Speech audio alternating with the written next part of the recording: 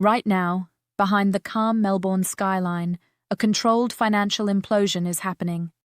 1 in 4 homeowners in this state are officially in mortgage stress, and bank data shows arrears are screaming up by 40%. If you think this is just a Melbourne problem, you're missing the loudest warning sign in Australian history. I'm Calinda, and you're watching Calinda Reports.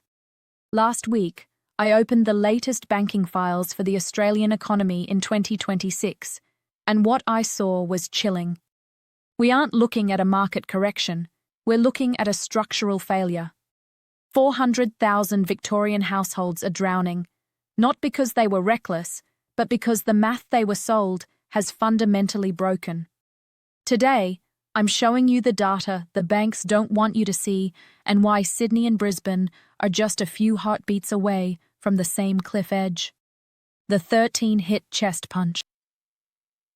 The RBA raised rates 13 times in just 2 years. For the average Melbourne mortgage of $700K, that's an extra $1,500 disappearing from your pocket every single month. Forever.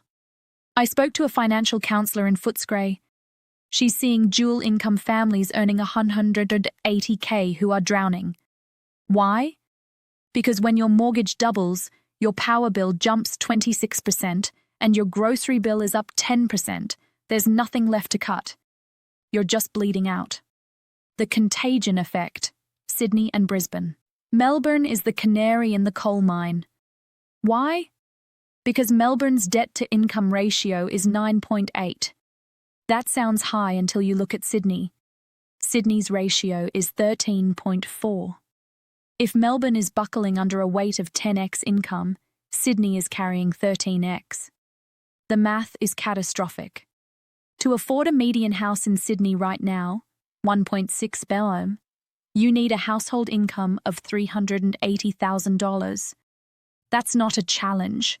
It's a mathematical impossibility for 99% of people. Micro-engagement. I want to be real with you. What percentage of your take-home pay is going to your housing right now? 30%? 50%? Drop your number and your city in the comments. Let's see where the pressure is highest. Body Section 3. The negative equity trap. Nearly 80% of Melbourne suburbs recorded price declines recently. When prices fall and debt stays high, you hit the most dangerous word in real estate: negative equity.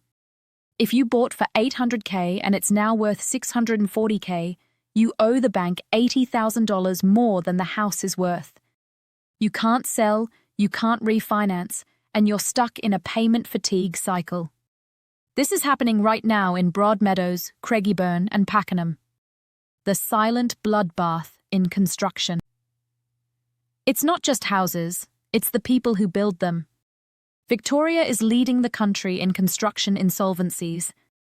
Builders are going bust, projects are being shelved, and thousands of tradies are losing their jobs. When the people who build the homes can't afford to live in them, the system isn't just stressed, it's eating itself. The Australian dream was built on cheap leverage. Now that money is expensive, that dream is being taken away. This isn't just a Melbourne story, it's a national countdown. Are you prepared for the fixed-rate cliff hitting your bank account this month? If you want to track the Australian housing market crash and get the raw data before the mainstream media spins it, subscribe to Calinda Reports. Next step. I've analysed the 5 specific postcodes most at risk of default this year. Watch that breakdown right here to see if your suburb is on the list. Stay safe, stay informed.